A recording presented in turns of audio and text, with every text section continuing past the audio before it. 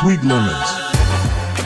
Hello, audience, and welcome to episode of God knows what of Sweet Lemons. Today I have a guest I'm so excited to be showing you. He's not a comedian, although he might make you laugh. He calls What I say. Yeah. Nah, just your opinions and beliefs. His name is Harry, but online you might know him as the Champagne Socialist. Hello, thank you for having me. Oh, thank you for coming, man. No, I really appreciate it. Thank you. I mean, instead of my really bad introduction, do you want to give the people at home a little glimpse about who you are? Hello, my name is Harry. As you mentioned, I'm on TikTok under the account name The Champagne Socialist. I have been producing political content for the last 3 years as part of a university project that a degree I finished about a year and a half ago, and I've still continued it because I'm still a university student at heart. Nice. I'm now sort of producing political content on my own podcast, Not to Get Political, and it's actually nice to be the guest instead of the person who's asking all the questions. So this is like a welcome change for me. I really like it. Yeah, so you can actually relax and just enjoy it. Yeah, hopefully. We'll see. So where did the name come from? I'm sure you've spoken about this ad nauseum, but where did the name Champagne Socialist come from for you? I keep changing the origin story. I feel like the Joker. No, that's a really bad example, isn't it? No, So a champagne socialist is someone who espouses socialist ideals and principles, but lives a life of luxury. So someone like Tony Benn, the late Labour politician in the 70s and 80s, was seen as a champagne socialist because he was very sort of he was very upper class, but was a socialist at his core in terms of his principles and politics. So that's where my sort of account name comes from. I'm very middle class. I've grown up very comfortable, and I have very sort of left-wing views, and that derives from the experiences of my mother, who grew up in poverty, and her experiences have kind of shaped my early politics and the way that I view the world, and I've sort of just gone from there. Calling me a champagne socialist was actually something she used to call me when I was younger, and I would say certain things, and she would call me a champagne socialist. So my mother is to That's your mum. Is to thank. Yeah. So thank you, Mum. I really appreciate that. Yeah. So that's where the account name comes from, and also because I think when you come from a certain background and you talk about certain things, there is people may call you a champagne socialist or something like that, and I'm like, that's my name, and I own it. And, I don't apologize for it. Yeah.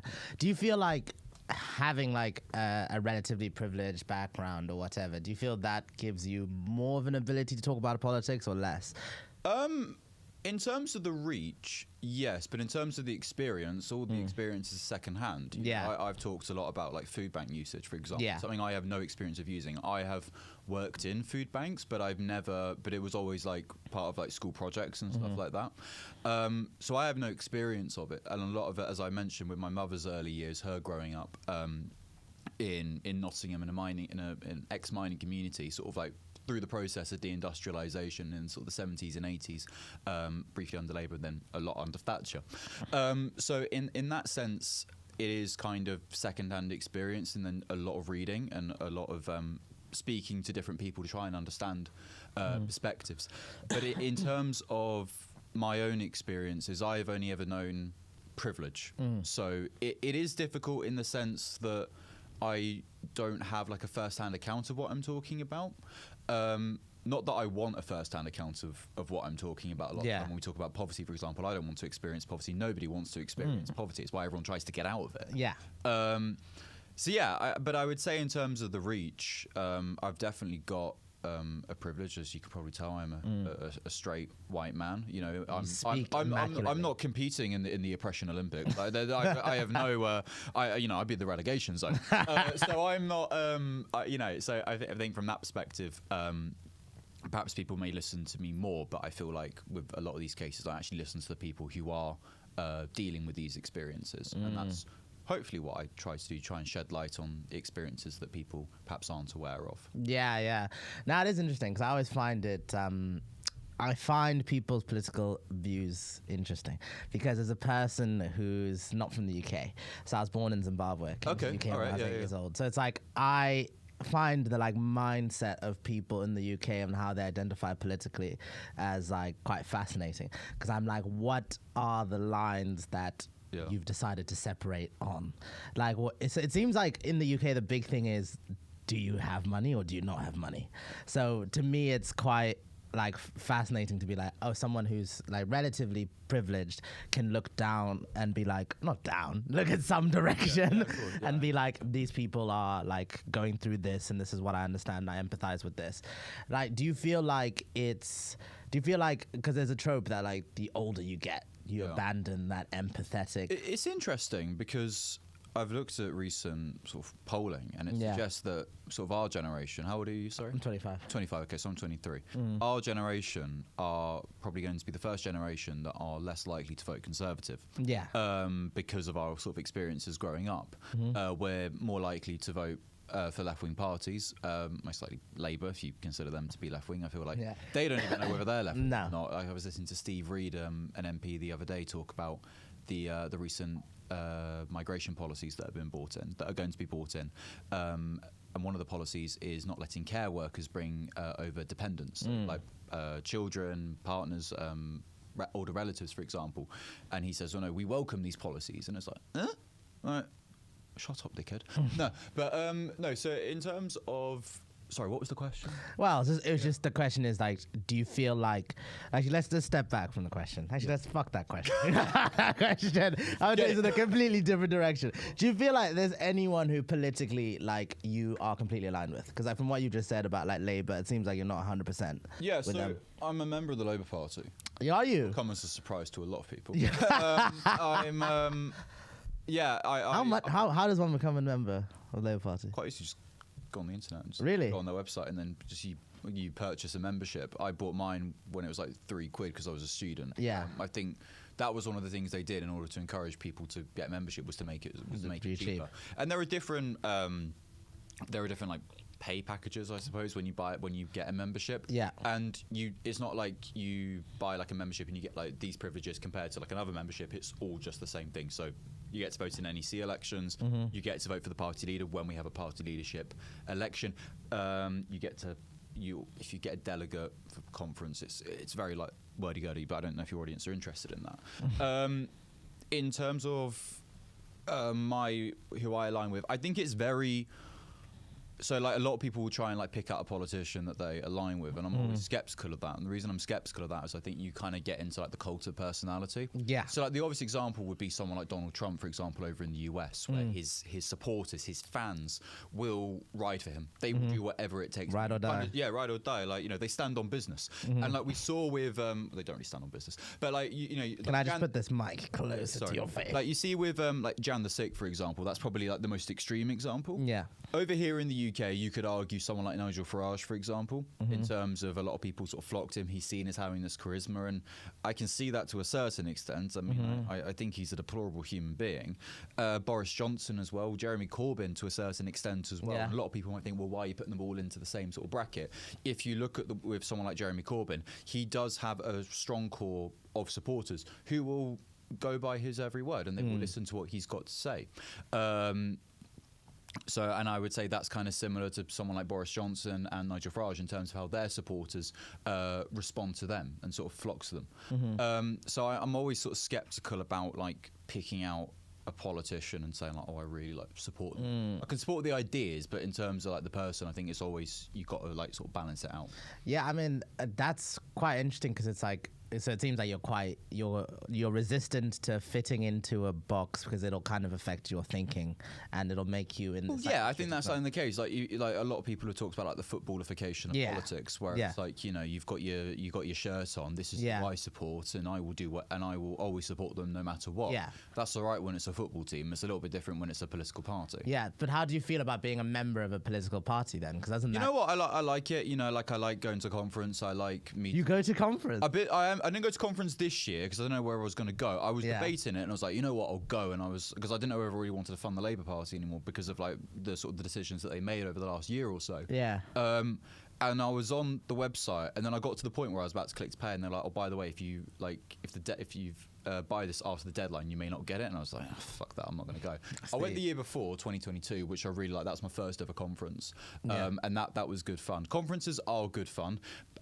I've actually discussed this on my own show. There's been a lot of issues with like sexual harassment and stuff like that At all conferences. But like at Labour, we spoke more about Labour because the two guests I had on were two members of the Labour Party. Yeah. So it seemed only fair to talk about what's going on with Labour and not about other conferences, because we didn't have someone there who kind of is part of that sort of movement who can talk about it. It didn't seem fair to have that conversation.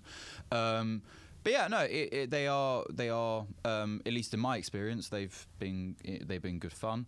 I've enjoyed it. You meet a lot of people there. You sort of connect with various people, and it's just about sort of exchanging ideas and hoping for the best. The problem is with sort of Labour Party conference, for example, is that the NEC and like delegates from constituency Labour parties will vote on policies to be introduced as part of the next Labour Party manifesto for the next election.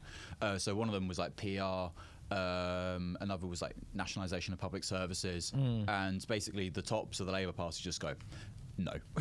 So it can feel kind of undemocratic at times. Yeah.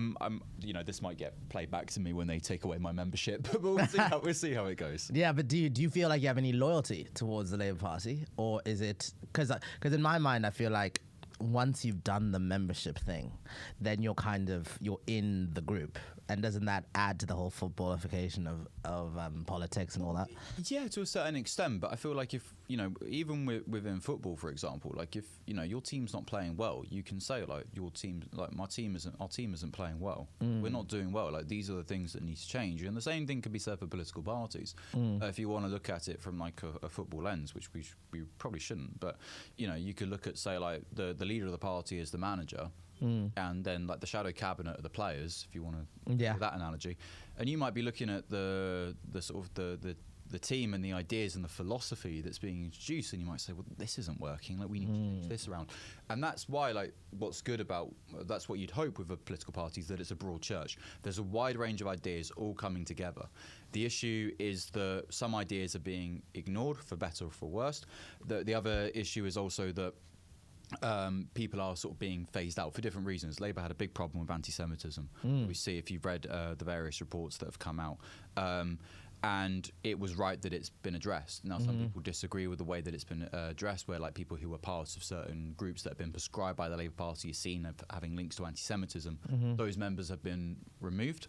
That's something that I don't want to talk about in too much detail because I don't know too much about it. I kind of just know like the basics, but it is an interesting time within the Labour Party, and I mean, I'm saying as a member, I'm not as engaged as perhaps I should be, but I try and do my bit. I pay my membership. Yeah. But yeah, no, that's kind of what we do. Yeah. So do you feel like what could Labour basically within the Overton window? What could they do that would make them lose your membership? Well, let's be honest, it has felt kind of close. I think in response to Israel Palestine, for example. Yeah, that feels like that's been the big issue. We've kind of seen the atrocities, and it seems weird to be like, oh, why would you want to resign your membership of a party over like foreign policy? But I think it's a very big thing. When we look at the way that Labour have handled the Israel-Palestine situation, Keir Starmer come out on Nick Ferrari's breakfast show and say that Israel had the right to withdraw power and war in Gaza. That's a war crime. That's collective punishment. Yeah. And you have a human rights lawyer. Keir Starmer is very proud of his record of being a human rights lawyer, and yet he goes on national radio and says, "Yeah, I want to do collective punishment." The Gazans, like 50% of them are under the age of 18, children. Yeah. And that's the kind of punishment that's being inflicted. And I feel like looking with Israel-Palestine, and it was always one of those topics that I tried to not ignore, but I knew about but didn't look into too much detail, because I always thought like it's a really complicated situation. I still think that it is complicated, but I think you can look at it and go, well, I don't think that innocent people should be getting killed. And I don't think that's controversial to say. No. Regardless of their of whether they are Israeli or Palestinian, we can look at, say, well, dead children are dead children, and dead children, men, women, shouldn't be dying. So I think Labour have handled it in a very a bad way. Like their big call now is for a ceasefire, right? Labour haven't backed a ceasefire. What they're backing is a humanitarian pause, which we kind of saw for those 4 days where aid was allowed to come into Gaza. Now the bombing campaigns have now resumed, and everyone's going, "What? Why are they doing this?" It's like, that's what you backed. Yeah. What did you think was going to happen? Again, look at it from a football perspective, right? Player gets injured. What happens? The physio comes on, checks, "Are you all right to play?" "No." "All right, you're going to come off, right? We'll bring someone else on." The play resumes, right? That is basically what has happened. But do you feel like it even matters what Labour back? Like, almost, why do people care what they want? Well, we know that the Tories are obviously going to back what the Israeli government are doing. There's been some, like Paul Bristow, for example, who was actually sacked from cabinet because he backed a ceasefire. But with Labour, we're hoping they're the opposition. Now, you don't want to be like opposition for opposition's sake, right? You want to become you don't want to oppose for opposition's sake, right? It's not just like, oh, the government says we should do this, so we're going to say, like, you should do that. If once in a blue moon the government suggests a good idea, obviously you're going to back it in terms of national interest, right? And because you think that it's a good idea at your core. But I think it's important that, again, we're talking about children. We're talking about thousands of people who are needlessly losing their lives. And if our political leaders are supporting that, how are we supposed to vote for them? How in good conscience are we supposed to vote for them? Because that's what they think. Those people will have, like, they will have children. How would they feel if it was their children on the receiving end of those bombing campaigns? And I think at your core, if you can't look at that situation and think that isn't right, or if you can't look at that and think that's wrong, then, you know, how can you call yourself a good person? How can you expect people to support you? And I think that, again, you know, you look at the faces of those children, you look at the footage, you see the horrific scenes coming out of Gaza, and also on October 7th. You think, how can anybody support that? Yeah. And I think, you know, is a ceasefire practical? I mean, I don't know. All I know is I just don't want people to die. Yeah. I mean, I think the thing about it is like, you start to think, number one, is what they say dependent on ethics, number one? Or is it just dependent on what people will like / what they have to say? And number two, does it almost matter what they say? Because ultimately the UK is just going to back what America does. Yeah. And it's like, America, you could almost argue America has their own interests in the region and why they can't. The reason that the Israeli government feels so confident doing what it's doing is because it's always had the backing of the West. Exactly. You know, the West just kind of like turns the other way, really. And it's only now, because everyone's kind of looking this way, they can't pretend that they're not seeing what they're seeing. Yeah. So, and basically until America says like you got to sort your shit out, nothing is going to change. But on that note, like, I think what you're saying with, you know, does it matter what Labour are doing? We've seen a lot of like local authorities recently sort of back ceasefires. I don't think that Benjamin Netanyahu's going to give a monkey's Preston Council thinks that his foreign policy decision isn't a good idea. No. But I think it's important for the constituents of those areas to know that their local authority at least backs them, particularly with like local authority boroughs that or like councils that have like a big sort of Arab or Muslim population. But again, just for all people as well. Yeah. Like, at least to know that like the people that, you know, choose when your bins go out. Yeah. Like, don't back the mass murder of children. Do you know what I mean? Yeah. It's good to know. It's good to know that your recycling is getting sorted out by people who don't support genocide. Yeah, that's what I always think. You know, I think that's kind of important. Yeah, that's a very fair thing to think. So, why do you think, like, for example, with the Tories or whatever, what is it that you, number one, don't like about them? Because number one, if you had to pick one. This reminds me of when I used to sell Christmas trees, and I'd hold a tree up for someone, and you see someone being like, "Oh," and you go, "What's your main reservation?" They couldn't even think of one. They had so many. No, I think the thing for me is like the performative cruelty. Yeah. Okay, so the best example I think that I can think of at the top of my head is when they voted to starve school children. They voted to extend the free school meal scheme over the October half-term holidays. Yeah. And also I think for the Christmas holidays as well. And you think, why? What is the motivation behind that? Now, they can say, well, we already spent a lot of money already. It's like, okay, spend some more. We're talking about children. Children who are dependent on their parents who, whatever circumstances, cannot afford to help their children. That must be an awful state for a parent. I'm not a parent myself, that I'm aware of. You know, it's you know, and also I think people forget during the pandemic, a lot of people's circumstances changed. People who were in secure professions in sort of February 2020 come sort of October, November may have not been if they worked in the aviation industry, for example, which pretty much shut down over COVID, and has only recently started sort of finding that sort of resurgence in the last sort of year or so. You know, people's circumstances change, and I think this is what is always key to say. People say like, don't have children you can't afford. Your circumstances will always change. Could anyone, like the 2008 financial crash, you think unless you were working in the city that you could have foreseen that? I mean, we've all seen The Big Short probably. Yeah. But again, going back to the starving of children, and I call it starving of children because that's what it was. And it was the needless cruelty. They could have backed an extension. And actually, Lee Kane, who was Director of Communications during sort of the COVID saga, said that it was stupid to go at sort of like loggerheads with Marcus Rashford over free school meals, because how's that going to play out from a PR perspective?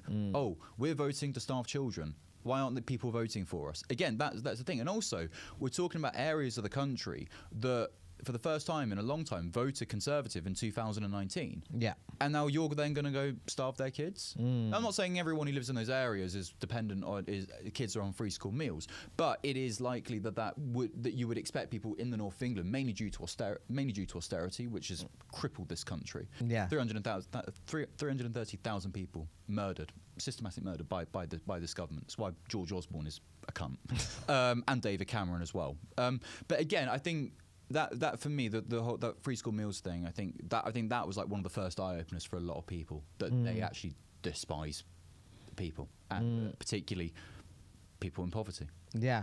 Do you have a problem with the Tory government or people who vote Tory? Tory government. I think I know people who vote Tory, and some of them I'm related to. Yeah. And I disagree with them on a lot of things, and I would say this time round it's going to be a little bit difficult if people do vote Tory, because it's like you've seen everything, and a lot of the time it's like I'm voting for them thinking they're going to ruin other people's lives, not ours. Yeah. And I think they won't win the next election, but then I don't know whether Labour are going to win it. I feel like a hung parliament is going to be the most likely. God damn. I take more. I don't know. I think it's like the reason, like there's a guy that I'm mates with who is fully paid up member of the RMT. Yeah. Vote Tory at the next election. Really? And I was like, why? Like you're literally part of a union. Like you've seen all the stuff that's going on, how much they despise you, and you're still going to vote for them. Yeah. And he's like, well, I don't know who else to vote for. And I'm like, well, in that case, just don't vote. Yeah, no, because I'm a doctor. Yeah. So I've been striking. Yeah. And literally today we got an email saying that like we're going on more strikes. I just saw the news update. Yeah, and it's actually wild. Like it's genuinely wild. Because what's it like in the NHS? Do you have people in your profession that vote Conservative? Actually, genuinely, I think it is so uncommon. So uncommon. Almost to like a fascinating degree, because it's like it's so uncommon to people might, and they just don't talk about it. Yeah. But it's like it's just accepted that you think this government is bad. Yeah. That's kind of the way people talk, and they might vote a certain way in their private life, but ultimately you kind of just know, if I say the Tories, everyone will be like, yeah, I know. Yeah. It's just like casual like conversation. We always think like there's that Doctor Who episode, The Beast Below, where they where sort of the Doctor, he says like, you watch this video telling you like the true horrors, and then you then go to the booth whether to choose to accept or forget, and then people choose to forget, like democracy and action. I'm paraphrasing. Sorry, Matt Smith. But going back to that, I feel like I'm not going to hold it against people, but I am going to ask like why. Yeah. Like, what is the thought process behind that? Yeah, but I think what's the difference as well, particularly with doctors, I would say probably is I could actually imagine a lot of doctors voting Conservative, because I think what's happened now, and I think what most people don't really realize about medicine, is now because the career is not as like well paid as it used to be. Now what's ended up happening is a lot of the people who get into it are people with family money. Yeah. So because it's relatively, it's hard to get into, obviously. Yeah. And because of the way our society is set up, it's easier to get into if you've been to private school, if you've done X, Y, and Z. So it means what that selects for is people who have a privileged background, and also that when they hear, a consultant will make X amount after working X amount, they don't care, because they're like, ultimately I'm going to have this inheritance. Yeah. So now a lot of people who are doctors are people who essentially come from family money and consequently would probably actually vote Tory if they didn't think about the career. Well, of course, I mean, you've had since 2008, you've had a 35% cut? Yeah. It's incredible. And when people will say like, oh, they're asking for like 35%, it's like, yes, because that's how much they're owed. And I think people don't understand that, particularly like the public sector. One of the biggest lies we've heard about public sector pay is if we increase it, it will cause inflation. Well, no, it won't. You know, you're not paying for the service. And the government keeps pushing this line and people sort of believe it. So like the other day when they announced about a migrant won't be able to come into this country unless they earn like unless they're earning £38,000. Yeah. Average median salary in this country is £29,000. So does that mean the government is going to like increase like everyone's salary to like make sure that it's 38 grand? Yeah. No, they won't, because they don't give a monkeys. Yeah. They just hope that like the foreigners will steal your jobs line keeps working. It's ridiculous. Yeah, it's very bizarre, especially like as well in the NHS. It is like very shocking how not white the people who work in the NHS are. Really? Like it is because I live in Brighton. That's where I work. Okay. Brighton is the whitest place I've ever lived. No, without question. Say that like it's a bad thing. I mean, it's fine. It's also very diverse, like LGBTQ.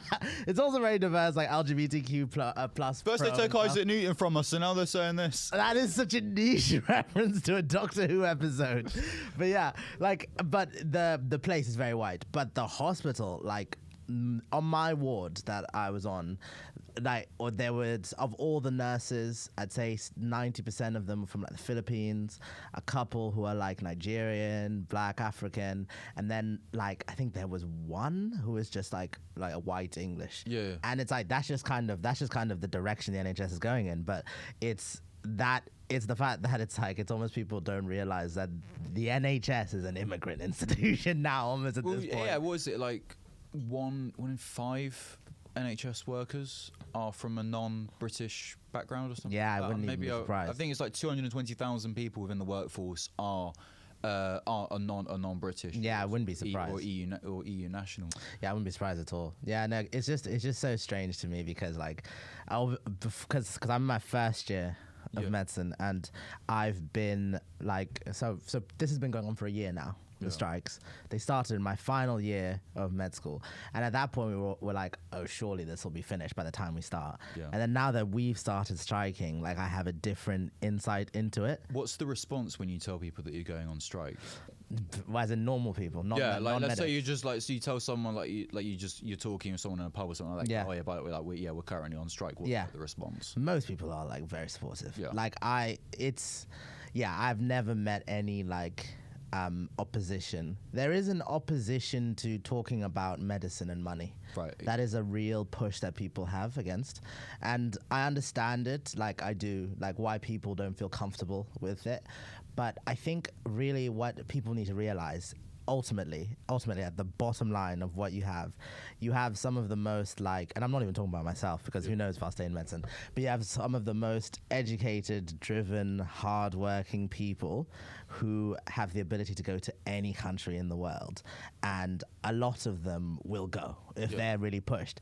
And it's like, it's coming to the point now where it's like, all of my friends, we all kind of know we're at least going to do a year or two in Australia. Yeah. That's kind of just the way everyone... Don't you have to rescind your medical license, though, in the UK if you go to Australia? No, so you don't. No, so that's a common thing people believe, but you don't at all. At all. So it's like... So there's a couple... So if you work in Australia, Australia is actually the only place that we just have fluid motion. Okay, cool. Yeah. So in America, we have to do an exam. In Canada, we have to do an exam. But in Australia, we basically have the same healthcare system. Right. And yeah, so it means that you can go back and forth.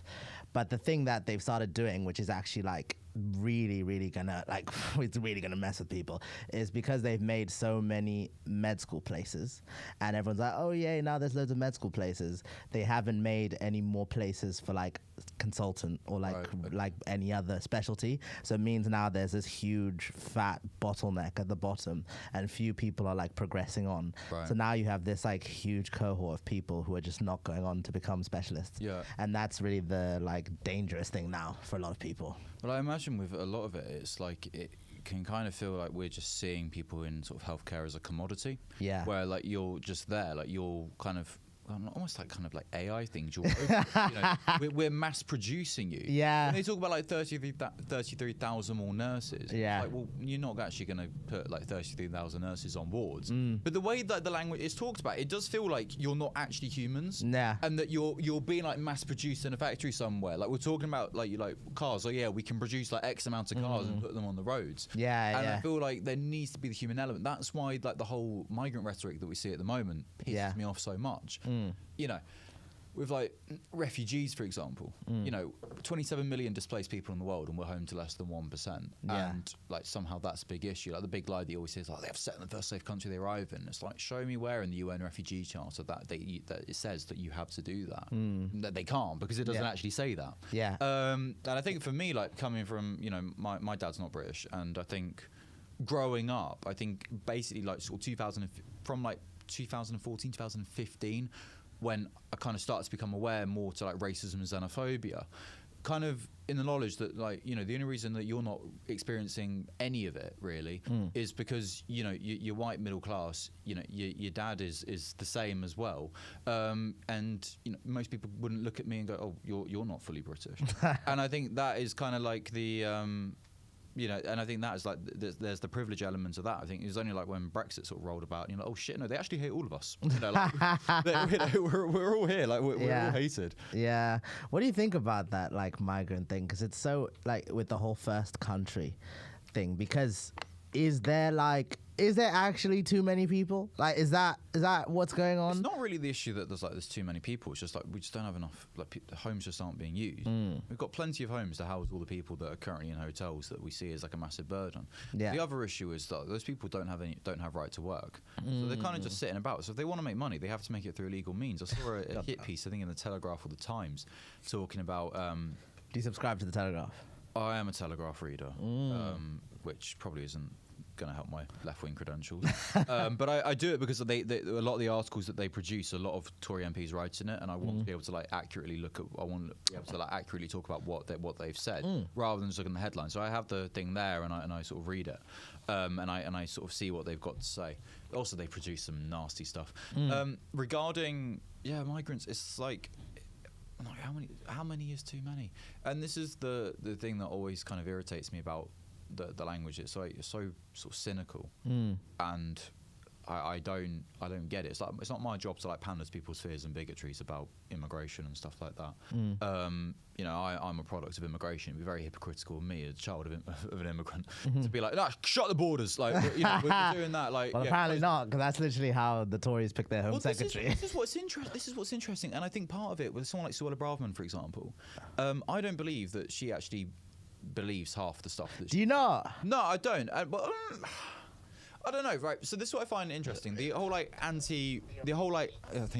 anti-refugee rhetoric. The circumstances in which Suella Braverman's father came to this country, he is literally a refugee. So he came from Kenya, and he is of Indian descent. The only thing about what happened in Kenya in the late 60s, early 70s, there was a mass movement by the nationalist government in charge of Kenya when they got independence to push Indians out of the country. When the government came to power, they basically said to everyone, right, you can either be Kenyan or you can be whatever else you want, right? We're not doing this dual citizenship malarkey. There was also a lot of resentment towards Indians in Kenya because a lot of them have been brought over to do the admin work, like the clerical stuff within the government, sort of civil service type roles. So what happened was that a lot of them were like, okay, well, we'll become Kenyans. However, because they've been forced out of those roles and new people were coming in to sort of learn how to do it, there was a lot of delay and backlog, and also they just didn't want to give them sort of citizenship as well. There was a vicious propaganda campaign to try and get rid of them, and in the end it was like, we're just going to expel all of you and expel as many as we can. Suella Braverman's father came on one of those planes, and Suella Braverman admitted this herself in a interview with the Times at Tory conference in 2022. She said, my father was effectively kicked out of Kenya. So when she says that is what she is referring to. Similar circumstance with Rishi Sunak as well, but his family is, I think, came from Kenya as well. His grandmother or grandparents, I believe.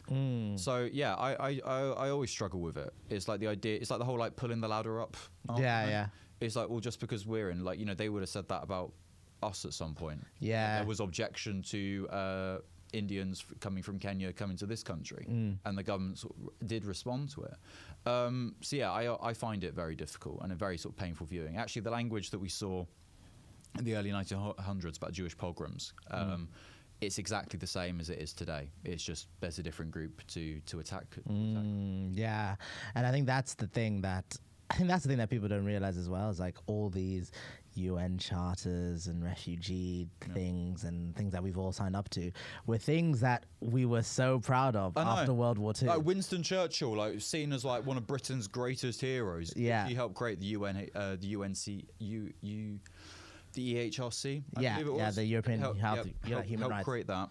And now that's something that we want to leave. Yeah. But I think that's the thing. Much like with the European Union, we see those things as being obstacles sometimes for us to do some really nasty stuff. Yeah. Which I think actually when you strip it back, that's essentially what it is. Yeah. Like we want to leave the European court. We want to leave the European human rights courts, so we can send vulnerable people to Rwanda. Yeah. You know, we've sent more Home Secretaries to Rwanda than we have refugees.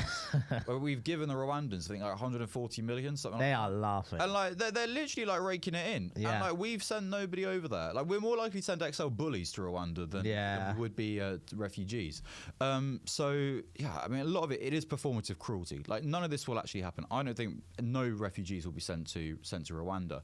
And also, Rwanda is not a safe country, which they keep banging on about. They're on the brink of war with the Democratic Republic of Congo. Refugees that they've already got over there, they've treated appallingly. The Home Office's own reports stated that LGBTQ plus refugees would be at risk of persecution in Rwanda. Yeah. Why are we sending people over there? Well, we know why. Because it's cruel. And this is what this government thrives off. And they know that there are certain people in this country that will look at that and go, you've got my votes. And that is very depressing to say about this country.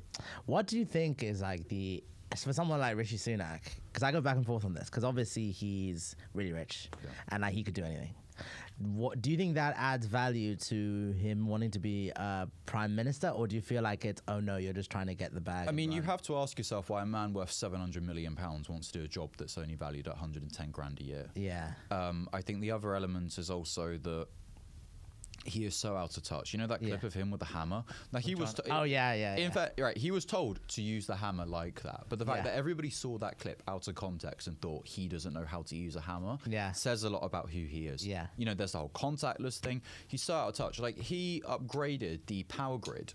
In his Yorkshire constituency, not because he wanted to help his constituents, but because his new pool used so much energy that it required the power grid to be upgraded. That should kind of tell you about what kind of guy he is. There's also the element with the issuing of new oil and gas licenses in the North Sea. The firm that he has married into, Infosys, runs the IT services for think that it's BP, runs that for BP. BP is going to receive some of those licenses. Also, the CEO of Shell sits on his business council. They're going to win some of those new oil licenses. This guy is literally helping destroy the planet in order to boost his own wealth, a wealth that already stands at £700 million. I think he is awful. And the thing with him is that he kind of presented himself throughout the pandemic as being like this really like cool suave guy. Yeah. And like if anybody was going to be remembered as like quite fondly during the pandemic, it would be like Rishi Sunak. You know, he gave everyone furlough, he gave everyone free money, if you want to see it like that. But he's completely scuppered his image. I mean, he is an awful person. The way that he talks about the trans community. Yeah. Because you know who's been long overdue a challenge? The trans community, right? You know, during his conference speech, right, where there is a big cost of living crisis where people cannot afford to live at the moment. Food bank usage at a record high. And he's like, yeah, you know what? We're going to after trans people. Who cares? Like, why are you doing that? Like, no, like there is no reason other than wanting to be cruel to do that sort of thing. And I don't know whether there are people who will respond. And you see, like, you know, he said it. He said what everyone's thinking. Shut up. Like, the hate in your heart is not going to warm your house. And it's not even going to warm you. You know, do you think like stopping like trans kids from playing football is going to make you feel any better? And if it does, you're a weird human being. It's such a strange So I see with Rishi Sunak, I think that he is he knows that he's not going to win the next election, and I think he's kind of accepted that. So I think he will seek to cause as much chaos as possible. So when the next government comes in, they can basically sort of be like, well, look, they're just as crap. And it's like, well, why is that? It's because of you. But of course they'll deny that. And he will go off and, you know, do the media rounds, write a book or two about his experiences, and he will live very comfortably. And unfortunately, there are people in this country that he has made poorer who won't. Yeah, do you feel, yeah, because I go back and forth because I'm like, is it a cynical belief in what they believe, like as in the neoliberal nonsense, or is it that they are playing this long game? Because when the whole Liz Truss thing happened, I was like, this is just like. Can we even call it a thing? That implies it went on for quite a while. It was like a long weekend. Yeah, when the long weekend happened, like you could tell they believed this. Like this is what they believe. And I don't know that much about economics, but like the fact that everyone even at the time before the economy crashed or whatever was saying, oh, you know, this is probably not going to be a good idea, whatever. And you can tell there is a certain dogmatic element in what they say. Well, part of the reason that the markets reacted to the way that they did on that, I think it was on a Friday. Happened. The reason they reacted that way was because the government didn't publish their OBR report. So they basically, what you do with that report is you say, like, right, this is these are going to be our policies, this is what we predict is going to happen. And essentially what the markets can do is they can look at that and go, all right, okay, like, okay, so this is what's going to happen. And then they can basically show their reports and say, like, okay, cool. They didn't do that. They didn't publish those reports. So essentially the market reacted to what was in front of them. The analogy I always give is, right, if I like throw this cup if I tell you I'm going to throw a cup in your face, right, and you're going to be like, oh, he's going to throw a cup in my face, so you're obviously going to duck, right, or at least try and get out of the way. The same can be said for the markets will react to what's in front of them. Yeah. And that's what they did. So that's why we saw people's mortgages go up sort of tenfold or something like that, because you know that was sort of the response. A lot of it was like, we're going to borrow all this money, and we're also going to cut tax for the rich, trickle down economics, which has been proven not to work, because rich people don't spend, they save. That's how they conserve their wealth.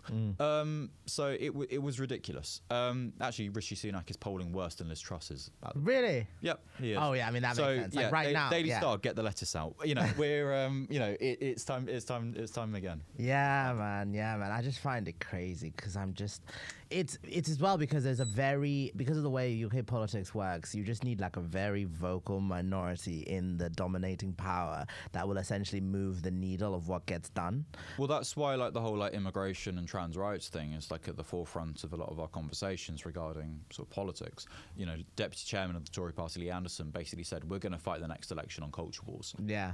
So expect to see a lot of like that. I don't know if you saw, there was there's proposed guidance that was published that is suggesting that teachers don't have to use the preferred pronouns of a student.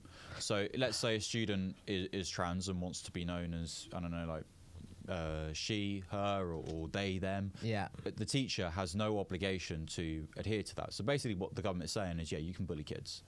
And do they think if the adult in the room is making a child's life hell, that the kids aren't going to do the same thing as well? As I say, it is performative cruelty. I keep saying that. I'm going to get it tattooed on me. Performative cruelty. Yeah, there might be a weird tattoo though. I'm thinking maybe not. Yeah. Oh man, it's also crazy because as well, it's like, I mean, with the like whole trans stuff, medically, all that stuff, like who knows? It's loads of research needs to be done. What's best for kids, all that stuff. Like, what should we do? What shouldn't we do? I think there was a woman who summed it up quite well. There's a guy, I think his name was like Walter Matteson. I think he does this video, goes to like a pride parade, and this mother who's there, and one of her kids is trans, and she says, you know, I'd rather them change their pronouns 100 times than write their obituary once. Exactly. And I think that is like the case. Like, you know, when I was a kid, you know, I wanted to be all sorts. You know, my parents just like, yeah, just let them do that. You know, my brother probably won't forgive my brother used to walk around wearing like Disney princess dresses and stuff like that. My parents would just let him because like, who's it harming? Yeah, exactly. You know, like they're kids. Yeah. And kids I want to be an astronaut or something like that when I was a kid. I don't want to do that now. Yeah. And it's just like, you or be like a train driver, a Jedi. I still want to be a Jedi. Don't we all? Yeah. But that's the thing, is the fact that it's not like whatever the right solution is with all that stuff. It's like it's not as if they actually care. Yeah. It's not that they have this like righteous indignation. Oh yeah, I don't believe for one moment that this government cares about children or the welfare of children, because if they cared about the welfare of children, they wouldn't have voted to starve them in 2020. Yeah. So I don't believe for one moment that they actually give a shit about kids, or they're underfunding the education service for the last 13 years, the health service as well, which I think has seen a resurgence in cases of like diphtheria, scabies, and other sort of illnesses that we figured out how to cure in like the 1800s. Yeah. So I don't believe for one moment that any of or like a lot of it comes from like the perspective of like wanting to protect women. Yeah. This is a country where I think 1 in 3 women are at the risk of being murdered by a current or former partner. Jesus. Where they've cut funding to women's refuges. Yeah. Austerity, which had a significant impact on young single women, particularly young single mothers. Like the rent crisis at the moment, which is forcing people to stay in abusive relationships. If this government cared about women, then they would be addressing those issues. But they sort of bang this anti-trans drum in the hope that people will be like, oh no, they actually do care. But they and the saddest thing as well is like one of the best thing about the conservative right that in the UK that we had for a while was the fact that the social issues weren't really a debated thing. Like the Tories are the ones who legalized gay marriage, and they and especially under David Cameron, like whatever you think about him otherwise politically, it was always like, oh yeah, we want to we want to do austerity, but ultimately I don't care about gay people, trans people. Isn't that kind of thing where basically like, they're trying to like pink wash the horrors that they were inflicting on this country. And what's important to acknowledge about with the gay marriage vote was that more Tory MPs voted against it than voted for it. Really? Yeah, they did, and it was a coalition government thing. That was something that the Lib Dems wanted to introduce. I didn't know that. Yeah, no, and I think like that's the thing. Everyone's like, "Oh, you bought in gay marriage," and it's like, okay, yeah, he was the prime minister when gay marriage was introduced, and he supported it. But look at all the other horrors that he did. Just because someone says like one thing right doesn't mean they can't do other stuff wrong. Yeah. And with David Cameron, it's even more despicable because he was like seen as like the happy smiley face of conservatism. Compassionate conservatism was what? Compassionate conservatism led to 330,000 people losing their lives in this country. So when people get a bit, have a bit of hissy fit about George Osborne having some confetti thrown at him, look at those numbers, read those reports, look at the cuts that were made to welfare. Yeah. And, the impact that had on a lot of people in this country. Yeah. So, I am not too asked about him having some confetti thrown over. Yeah, no, I get that. Yeah, no, as someone who's like wasn't born in the UK, I also just find like the attitudes, like I've said, about different politics fascinating because I pay attention quite a lot to American politics. Yeah. And I feel like in the UK, the biggest difference between the UK and America kind of generally is in America, there's kind of, and this is for better or for worse, this isn't like a good, better or worse judgment. Yeah. In America, they see success as like a laudable. Like this is like, whether rightly or wrongly, if you have money, if you've done something, they're like, that's impressive. Yeah. In the UK, there's kind of this perception that it's ill-gotten gains, and probably attached to the fact that we do have legitimate ill-gotten gains in class and stuff like that. So I just find it interesting because no one has really cared at all. Like Rishi Sunak is our first person of color prime minister, but it almost doesn't feel real because he's so rich. But I mean, maybe if he was American, his story might be reinterpreted. Possibly, but I don't know whether, because this is what I remember about when Rishi Sunak became prime minister. I think it was on the Late Show, when Trevor Noah was presenting it. Yeah, and he talked about like the backlash and kind of like alluded to the idea because of his race. Yeah, and I remember following that. Now maybe because I'm white, I don't necessarily pick up on like certain things that are being said. Yeah, but when I looked into like the backlash towards Rishi Sunak becoming prime minister, I found like one angry caller on LBC, and that was it. Now maybe there was more, and it wouldn't surprise me if there was.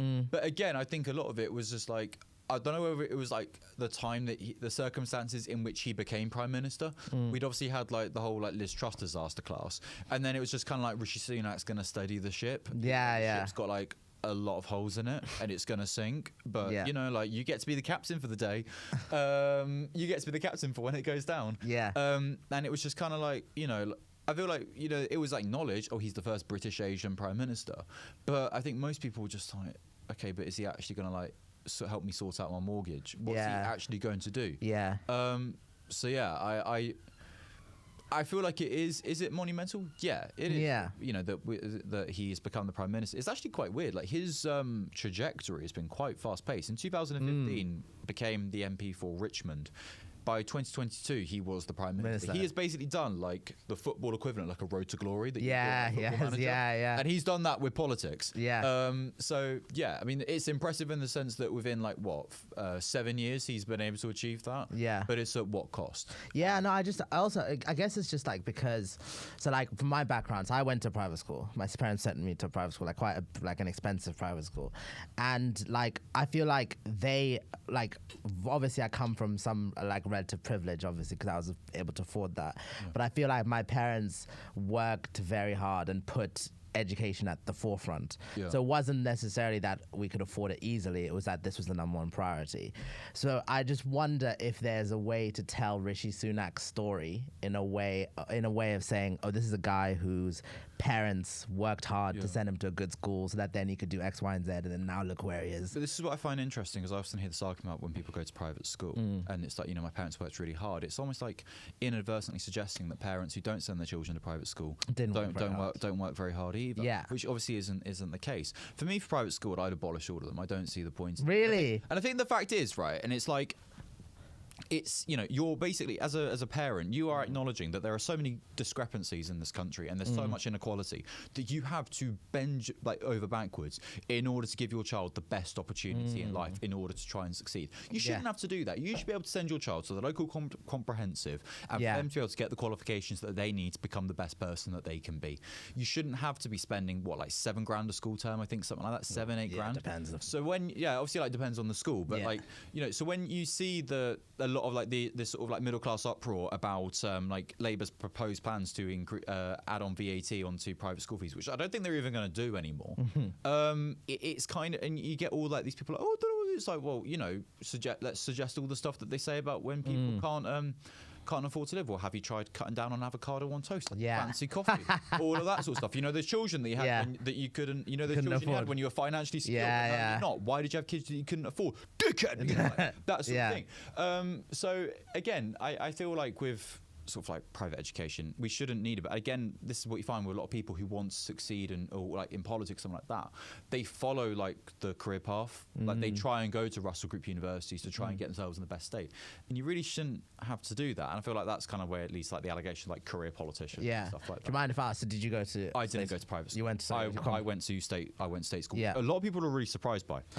I can say it's just because like maybe because of the way that I speak. Or well, I guess you're called the champagne socialist. Yeah, I know. I guess that implies that being what I always say is that I went to state school. I went to a church school when I was younger. Then went to state school. I'm not religious, but my parents were obviously very well off, and I was afforded a lot of privileges that maybe some people from state school wouldn't have had. You know, I went on holiday every year. I saw a lot of cultural landmarks. I've been all over. I was sort of very fortunate in that regard. You know, I can ski. Which is kind of like literally says it all. It's kind of litmus test. I've been able to ski since I was 5.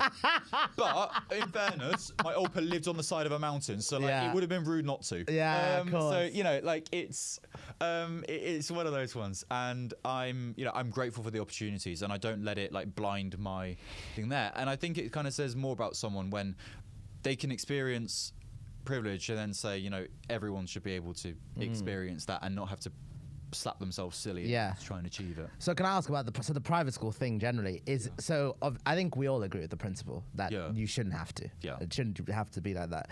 Would you practically like actually make it illegal, or is this like an idealistic thing where you're like, this is what I wish would happen? Like, what would you actually do? I feel like with my stance on private schools is a bit like with the monarchy. I'd love to abolish the monarchy, but realistically that's never going to happen because on the top of people's priorities, no, the monarchy is just kind of there. Do you know what I mean? It's not like they are like our overlords and we're like in a French-style situation where we're going to go knock on their door and be like, right, get the fuck out. Yeah. You know, so with private schools, I think from that perspective as well, it's like, look, I would love to have them abolished and basically still have them there, but just try and for everyone there sort of within the area. Obviously, that's not going to happen. Yeah. I would definitely increase fees. I think the other thing is removes charitable status. Yeah, that is messed up. Where basically they are exempt from paying tax. That is wild. Which is going to kind of lead them into later life when their students are then, you know, going to be ahead of hedge funds and stuff like that, and they're figuring out how to avoid paying tax on their millions. So I don't think that's right, and I think a lot of people would look at that and go like, yeah, no, that is wrong that these schools have charitable status. Yeah.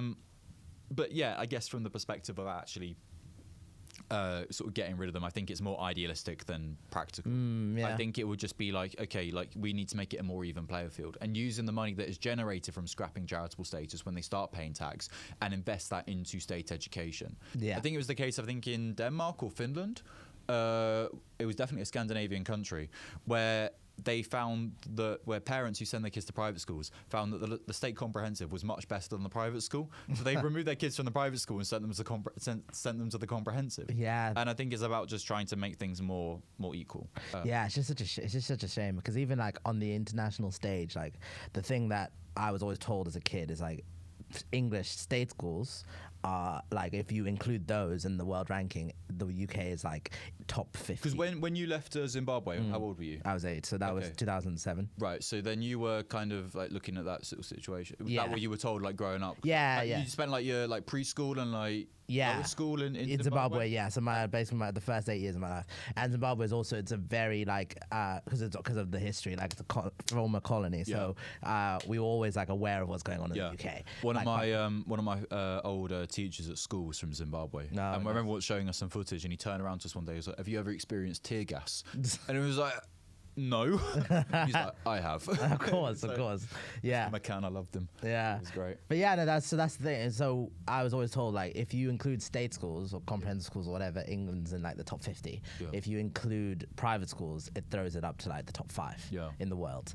And that discrepancy is crazy. The fact that that's even allowed to exist. I think everyone wants like an English education is what you want for your kids. Yeah. So do you? Yeah. Really? Yeah, man. Yeah. Because I always have this. I always have this argument with one of my friends who also says get rid of like private schools and stuff. And like, I understand the sentiment and I agree with I wish it wasn't the case. Yeah. But the only thing that I always come back to is the fact that it's like, to me, it's not necessarily the schools. Yeah. It's the family. Yeah. Like, it's sure, if you got rid of private schools today, or like even if private schools didn't exist and they never existed, the ultimate differentiating factor is the system we live in, like the capitalist system we live in. So ultimately, if you have money, rich people will always find a way.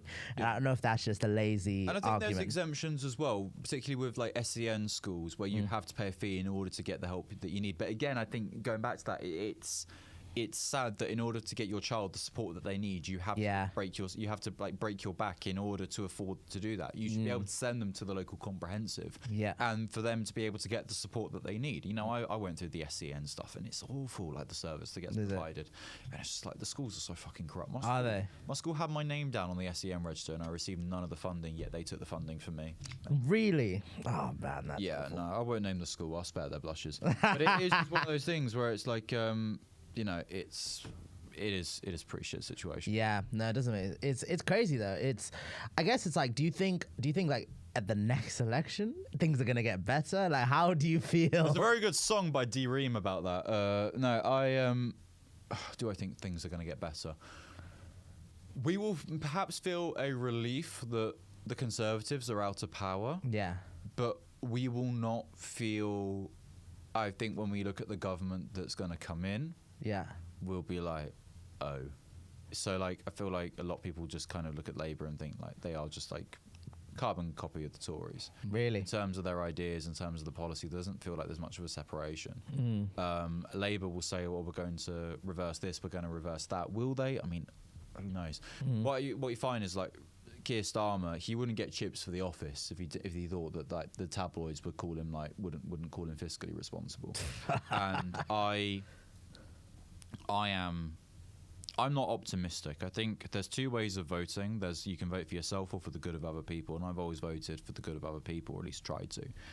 Now it's like for the good of other people is also for the good of me. You know, I want to be able to buy a house. I'm kind of content at the age of 23. I want to be able to buy my own home. Yeah. Do I feel that is going to be achievable? I mean, who knows? Yeah. Under a different government, I honestly don't know. I don't think that it will.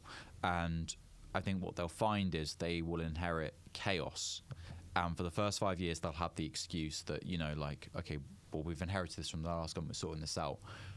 After the first term, that excuse, in my opinion, is no longer valid. Yeah. And they will actually have to start owning their shit. At that point, the Conservatives will spend 5 years in opposition. Who knows what direction they're going to go in? Yeah. Whether they go down sort of like the Suella Braverman route and become more right-wing, whether they go down sort of like maybe like the Penny Mordaunt route and try and be like seen as more moderate, but still throw trans people under the bus, as Penny Mordaunt did during the Conservative leadership election.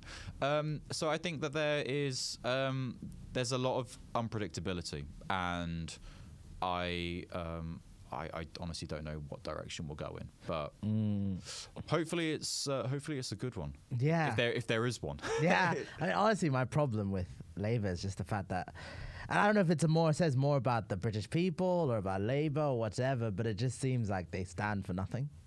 Like, that seems like the thing. And even you can kind of see it with the whole Keir Starmer on LBC thing where he was talking about Israel and Palestine. It's like he basically just said what he thought he needed to say. Yeah. And I get it, to be fair, like, because he's very focus group orientated. The guy that changes tie about the approval of a focus group. Exactly, yeah. And I feel like this is what people say, like, oh, we don't know really what they stand for. So for all the criticisms of Jeremy Corbyn, at least you knew where the Labour Party stood with him, because it was constantly reported. With Labour, it's really not. No.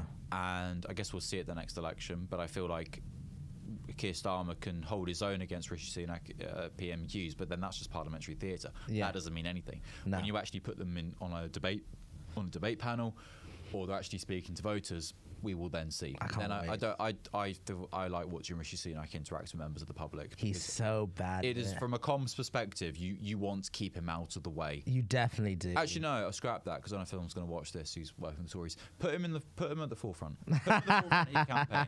Make him do everything. I tell you what, get him to use a hammer, a drill, what other tools that isn't him? A spanner. Spanner, yeah. Get him to use a spanner.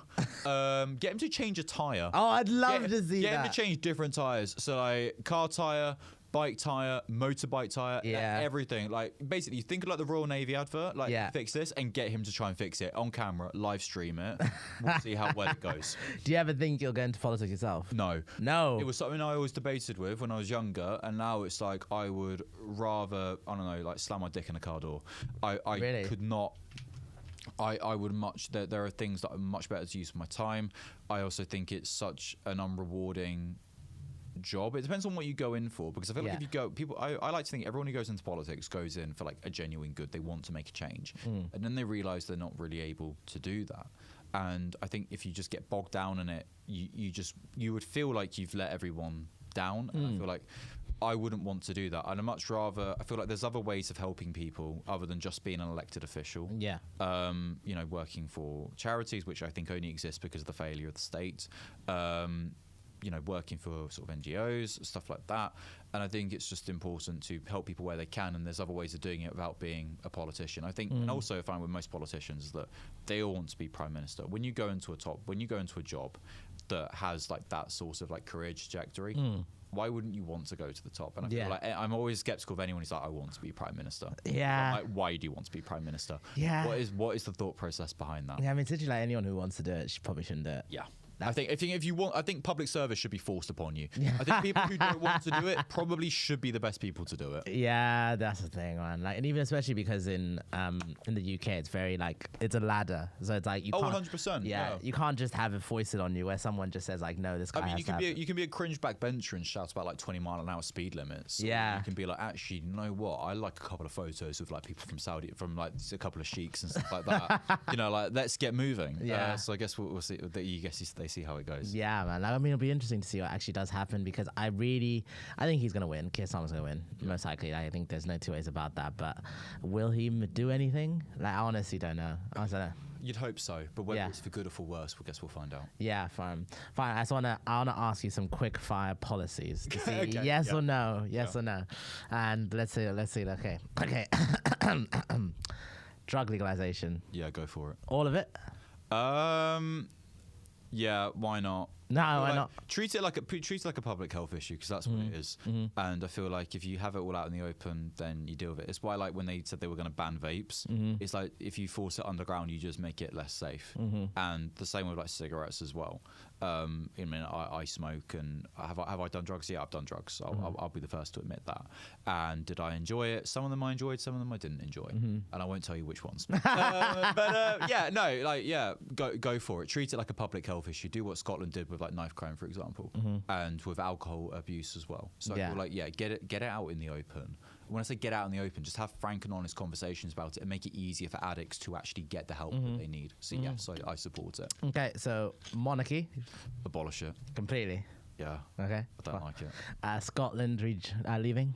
I'm not Scottish, so I don't think it's really up to me to decide on what Scotland does. That's a decision they've got to make for themselves. Obviously, they did make a decision in 2014. 85% turnout, 55 voted in favour of staying in. But obviously, circumstances have changed. Referendums aren't the best way of sorting these issues out. But as I've said, I'm not Scottish. It's not my place to say. Great soundbite. Wow, that was incredible. Okay, how about rejoining the EU? I feel like it's inevitable we'll probably rejoin the customs union or the single market. But I feel like it's still, we're not mature enough to have a conversation about Brexit yet. Yeah. And, like, the impact it's actually having on this country. I've spoken with people like Femi about this sort of stuff. I am of the opinion that it's inevitable we will rejoin probably in the next 15 to 20 years, but I feel like it will just open a whole another can of worms that we've just finished the last can.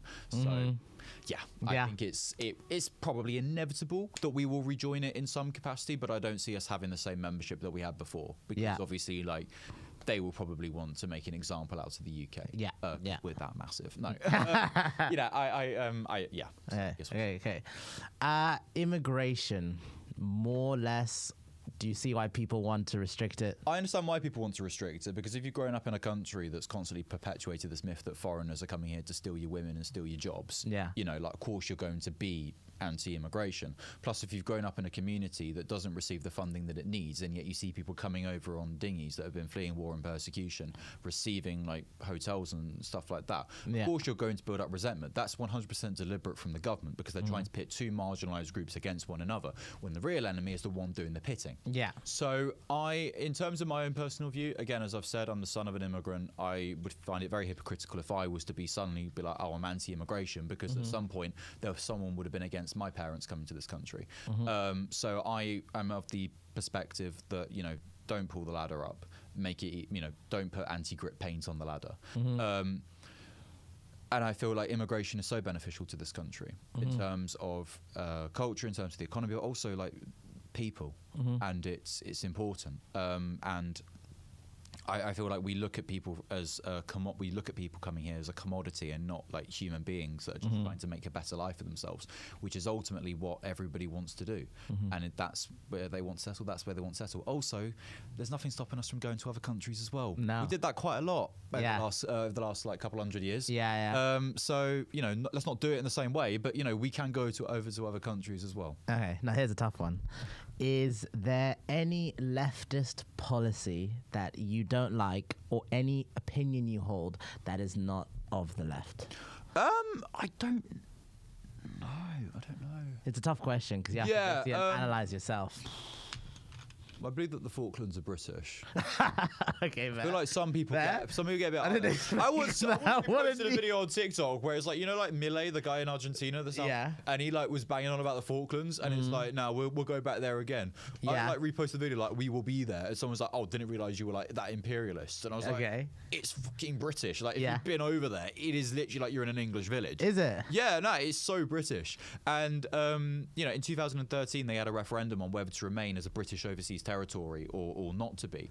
98.1% of the Falklands population voted to remain as part of the UK and be a British overseas territory. So it is British. I'd say, I guess maybe like the Falklands being British is seen as a I don't know whether that's seen as like being a traditional left-wing view.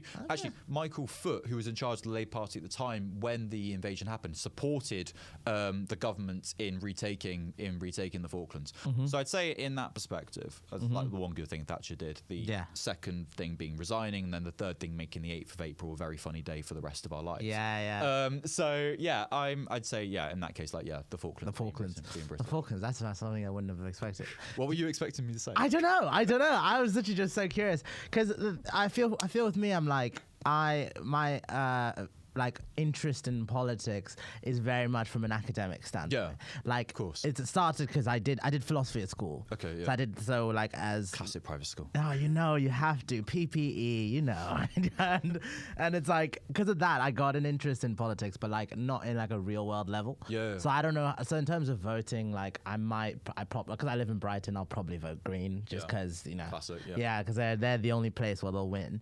But on a practical level, I don't really have a dog in the race in that sense. I find the people who are sure. That's what I like to like poke in on and be like, what makes you sure, and why are you on this side rather than the other side?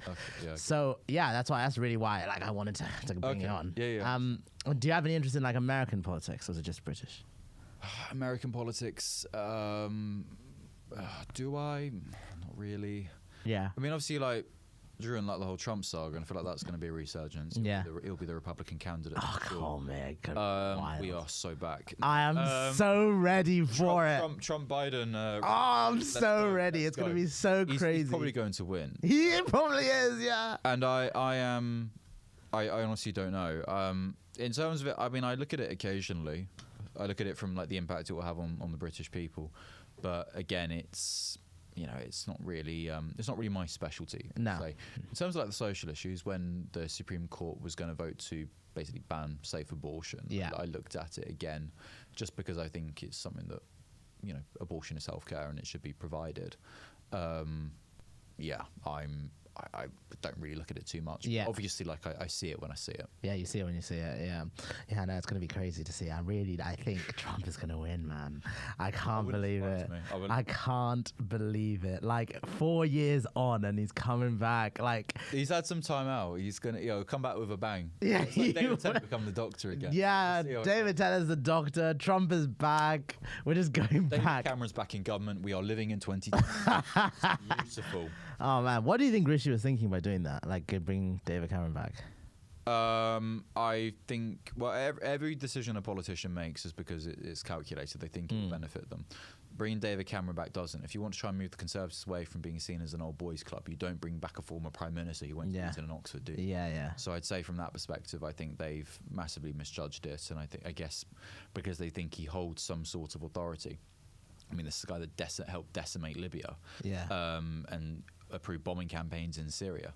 So, I don't think from a foreign policy perspective, David Cameron is probably the right choice. But then I don't think the Tories are the right choice to lead our country. Okay, more policies. Okay. Yeah. So, oil fields in the north. Well, we need to make ourselves less oil dependent. Yeah. Obviously, less. Fewer. Do you see the Tory argument at all? Well, the Tory argument is that if we make our own gas and our own oil, that it'll be cheaper, but it won't, because that oil and gas will be placed on international markets. So it will be at the value of the international market sets it at. So we're producing it, but we're not buying it at the price that we would ideally want to buy it at. So their argument that it will make it cheaper isn't true. Yeah, interesting. Do you recycle? I do. You do. How do you feel about the whole it's sent to China and it's burned stuff? What our recycling being sent to China? Yeah. I know nothing about that. Oh really? Sorry. No. So basically, like No, so apparently, and this I've read this in multiple places, and I'm hoping that it's not true. Yeah. Apparently, 60% of what we recycle is never sent to be repurposed. Right. It just gets sent to countries like China and India, where they burn the majority of it, which is just a horror. It's not very good. It's not very good, is it? It's not very good. Okay, fine. Let's go. Okay, next question. Is there anything about the UK that if you could snap your fingers, you would change? I would. I'd want to end poverty. I'd want to end food bank dependency. Mm-hmm. Not in a way, and I'm a firm believer that food banks shouldn't exist in this country. Not in a way that I think you should be able to like afford to feed yourself, but not in like people should be able to afford them feed themselves, shouldn't be using food banks, but in a way that if you are working in this country, if you are providing, even just anyone in general, you shouldn't have to rely on the charity of strangers in order to live. Charity exists because the state has failed in its duty of care.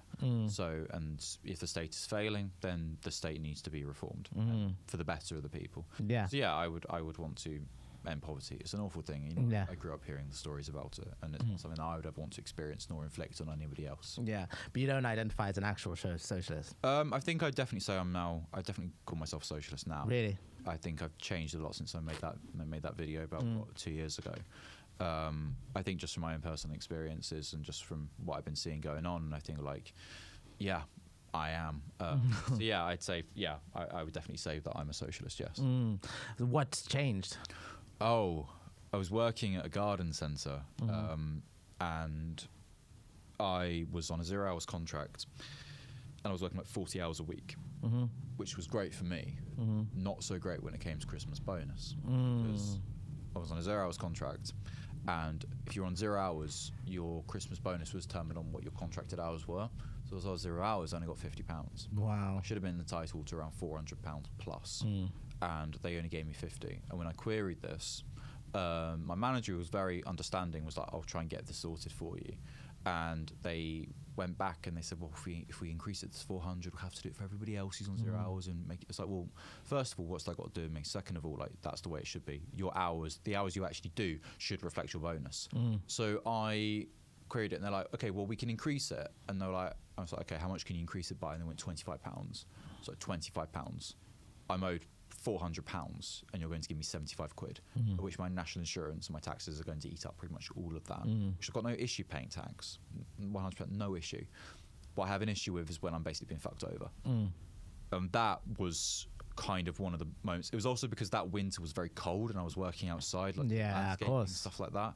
So, when that happens, and it's basically, it feels like a kick in the teeth. And that for me was like, I was straight on the phone to my union about that. I was so fucked off with all of it. And I feel like, that was kind of the moment for me, really. And a lot of people might hear that and go, oh, it's only because something bad happened to you that you realised that it was really like all this bad. It's like, yeah, I feel like that's the case for a lot of people. Where it's only when something bad really, like, they can acknowledge that something is bad, but it's only when it happens to them that they acknowledge how bad it really is. And that for me, that was my moment. So thank you guys. I really, thank you for helping me have that epiphany on things. But you wouldn't go full on like communist.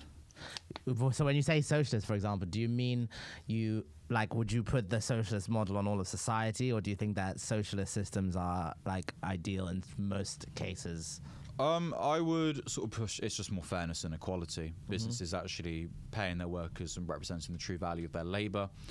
Stronger union laws, removing a lot of anti-strike legislation. I believe that, workers, if you're the ones producing one of my beliefs is, if you work at a supermarket, for example, you should be able to afford to shop there. Yeah. In terms of domestic policy, more equality, sort of better workers' rights, of course. Green area in terms of foreign policy, pushing for peace rather than escalation with regarding war. So yeah, that's kind of where I. Yeah.